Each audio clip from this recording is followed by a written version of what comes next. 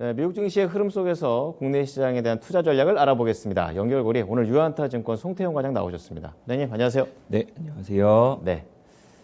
자, 첫 번째 연결고리 보겠습니다. 주제 공개해 주시죠. 간밤에 또 퀄컴이 강했죠. 애플 없이도 삼성전자와 협력을 통해서 성장이 가능해졌다. 이제 퀄컴한테는 좀 새로운 파트너사가 또 눈에 보이나 봅니다. 자세한 내용 좀 들어볼게요. 사실 퀄컴이 어제 이제 반도체 관련된 기업 중에서 가장 네. 강했던 기업입니다. 그랬죠. 네. 7.8% 정도 상승이 나오게 되면서 지금 차트를 보시면은 이 11월 이제 3일 날 실적 발표 이후부터 네. 사실 급격한 이제 상승이 나오기 시작을 하는 모습을 그러네요. 보이고 있습니다. 예. 뭐 실적도 잘 나왔던 부분이 있었었는데 어제 이제 인베스터 데이를 하기로 되어 있었어요. 투자자들이요. 네. 예. 그래서 이 인베스터 데이에서 이제 많은 좋은 얘기가 나올 것이다라고 이제 이야기가 나왔었는데 네. 뭐 그런 부분을 충족을 시켜줬다라고 보시면 될 것 같고요. 여기에 따라서 추가적인 상승이 나왔다라고 보시면 될 것 같습니다. 예. 퀄컴 인베스터 데이는 이제 맨하튼 소재의 고다몰에서 이제 행사가 개최가 되었고요. 전반적인 실적에 대한 이야기를 일단 처음에 했던 부분이 있었습니다. 예. 2024년도까지 수익이 이 460억 불을 기록을 하게 될 것이다라고 이야기를 했는데 원래 컨센서스가 438억 불이었거든요. 그보다도 그렇군요. 훨씬 더 우리 실적이 잘 나올 거야라고 그러네요. 이야기를 하게 된 거고 이 반도체 부분 관련돼서 이제 블룸버그에서 네. 한 16% 정도가 2022년도에 성장을 하게 되고 그 이후부터는 한 7% 정도의 성장을 보일 것이다라고 이야기했던 것이 438억 달러였거든요. 그렇군요. 그보다도 이제 더욱더 좋은 증가율을 보일 것이다라고 회사 측에서는 얘기를 하고 있는 겁니다. 네네. 이 아몬 CEO 같은 경우에 이 퀄컴은 더 단일 시장과 단일 고객만으로 정의할 수 없다라고 이야기를 하게 됐는데요. 이 이야기가 뭐냐면 예. 사실 애플이 이제 자사의 AP 칩을 이제 사용을 하겠다라고 이야기를 하게 되면서 그쵸. 퀄컴 입장에서는 최대 고객사를 잃었다는 이런 우려감이 계속적으로 나오고 있었습니다. 그런데 이것을 이제 퀄컴 CEO는 우리는 애플에게 더 이상 끌려다니지 않을 것이다라는 부분을 이야기를 했다라고 보시면 될 것 같고요. 예. 그런 부분에 있어서 고객사로서 뭐 삼성전자에 대한 부분을 언급을 했다라고 보시면 될 것 같고 네. 이제 이 통신용 이 칩뿐만 아니라 뭐 자동차라든지 IoT라든지 이쪽으로 더욱더 다각화를 할 것이다. 사용처는 라는 부분을, 많으니까요. 예, 이제 더욱더 얘기를 했다라고 보시면 될 것 같고요. 그렇군요. 애플 통신 칩 관련돼서 2023년도까지 네. 아이폰에 들어가는 통신 칩 중에 이제 자사가 20%만 이제 이 납품을 하겠다라고 이야기를 하게 되고요. 줄여가는 거군요. 네, 24년도에는 10% 정도만 우리가 납품을 해갈 거야라고 얘기를 하게 됩니다. 네. 뭐 그럼에도 불구하고 전체 칩 사업은 2024년도까지 12% 이상 증가를 하게 될 것이다라고 이야기를 하게 되는데요. 네. 그만큼 대체를 할 수 있는 고객사들이 우리에게 많다라고 이야기를 하고 있는 거고요. 그런 부분에 있어서 고급화 폰으로서 이제 삼성전자의 Z 플립 3라든지 예. Z 폴더 3라든지 뭐 이 부분에 지금 계속적으로 납품이 되고 있다라고 이야기를 하고 있습니다. 네. 또한 보게 되면은 이제 오포, 비보, 샤오미도 사실상 계속적으로 이제 이러한 이제 통신칩에 더욱더 많은 부분 늘어나게 될 것이다라고 이야기를 하고 있는데요. 그렇군요. 이 안드로이드 시스템 관련돼서 더욱더 확장이 될 거라고 퀄컴 측에서는 상당히 주장이 많이 나오고 있었다라고 보시면 될 것 같고요. 네.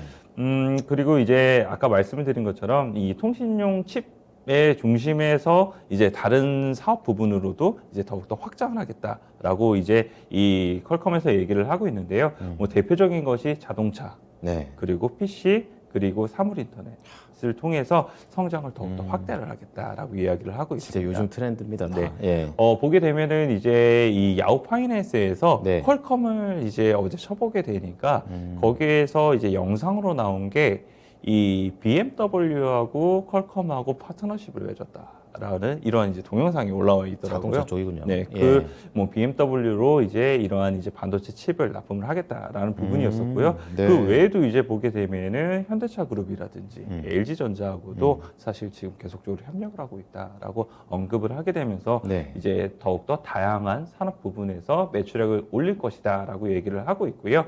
사물 인터넷 같은 경우에는 지금 매출이 2021년도에 한 50억 불 정도를 하고 있는데 이것을 24년도까지 90억 불까지 증가를 하겠다. 두 배네요. 라고 이야기를 예. 하고 있고요. 자동차 산업의 매출은 5년 안에 35억 불 이상을 이제 달성을 하겠다라고 얘기를 하고 있습니다. 그랬군요. 그리고 또 하나 이제 요즘 빠질 수가 없는 게 메타버스잖아요.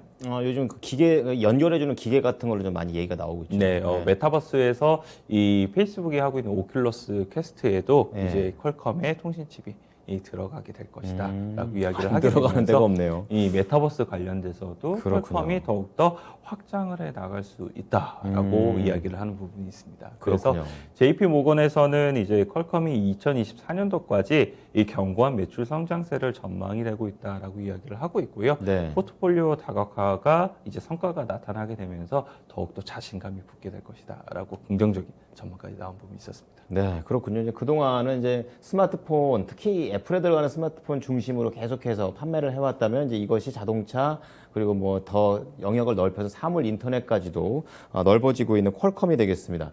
자, 그렇다면 이제 국내 종목들 중에서도 관련된 이런 내용들이 있을 텐데요. 어떤 종목 볼까요? 일단은 기본적으로는 말씀을 드릴 수 있는 종목이 통신용 칩 관련돼서 원래 그렇죠. 했었잖아요. 네네. 그 예전에 퀄컴 관련돼서 이슈가 나왔을 때 가장 강하게 움직였던 종목이 있습니다. 바로 DKT라는 DKT.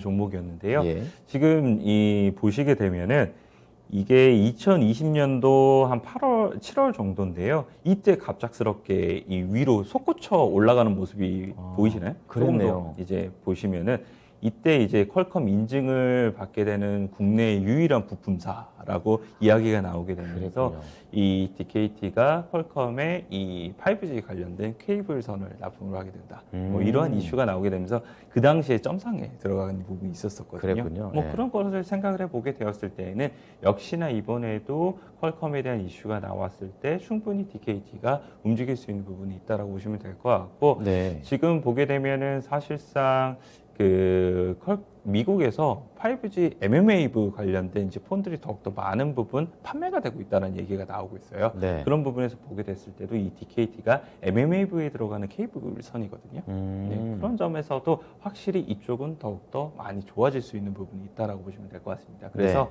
DKT가 사실 무상 증자를 한 이후에 살짝 지금 조금 횡보를 보였던 부분이 있었었는데 오늘 추가적인 상승이 기대해 볼 수 있다라고 말씀을 드릴 수 있을 것 같고요. 네. DKT가 강하게 올라가게 되면은 자연스럽게 이 DKT의 지분을 가지고 있는 BH 같은 경우에도 연결해서 올라갈 수 있는 부분이 있다라고 말씀을 드릴 수 있을 것 같고 예. 기본적으로 이런 반도체 관련된 쇼티지 관련돼서도 퀄컴이 완화가 되고 있다라고 이야기를 하고 있는 만큼 예. 반도체 전반적으로도 투자 심리가 더 좋아질 수 있는 부분이 있다 이렇게 생각이 되고 있습니다. 네.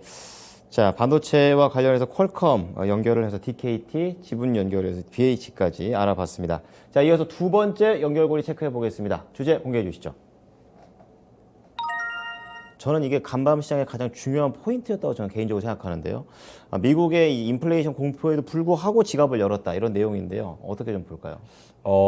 이렇게 생각을 하시면 될 것 같아요. 사실 요 근래 보게 되면은 이 인플레이션 관련된 게 최대의 화두였었고 그쵸. 여기서 소비가 줄어들게 되면 결국 미국의 경제 성장이 줄어들게 되는 위험이 있다. 이게 가장 컸던 이제 연결고리였었는데 네. 이 연결고리가 인플레이션은 높았지만 그럼에도 불구하고 소비가 잘 됐다. 그런 말은 미국 경제는 그래도 튼튼하다라고 변경이 될 수 있는 투자 심리를 많이 완화시켜 줄 수 있는 이런 부분이었다라고 생각을 하고 있고요. 그렇게 봐야 그런 되군요. 부분에 이제 사실상 많이 연결이 되게 되면서 어제 채권 금리 올라가고 그리고 달러 강세에도 불구하고 예. 기술주도 강했거든요. 그러니까요. 그런 점이 이제 복합적으로 들어간 부분이지 않나라고 생각을 하고 있습니다. 네. 뭐 이러한 부분을 이제 경제 지표에서 가장 잘 나타냈다라고 보시면 될 것 같은데 10월 미국 이 소매 판매 지수를 보게 되면요 전월 대비 1.7%가 증가를 하게 됩니다. 네. 예상치가 1.5%였는데 그보다 잘 나왔다라고 보시면 될 상이네요. 것 같고 예. 전년도 대비했을 때는 16.3%가 잘 나왔으니까 그만큼 소비에 대한 부분이 강하게 나왔다라고 보시면 될 것 같고요. 세부적인 사항을 보게 되면은 자동차랑 자동차 부품 관련돼서 1.8%가 이제 증가가 나오게 됩니다. 예. 이 자동차랑 자동차 부품이 사실 증가세가 많이 둔화가 되고 있었었는데 이런 부분이 많이 늘어났다는 점을 관심 있게 좀 보셨으면 좋겠다라고 말씀을 드리고 싶고요. 예.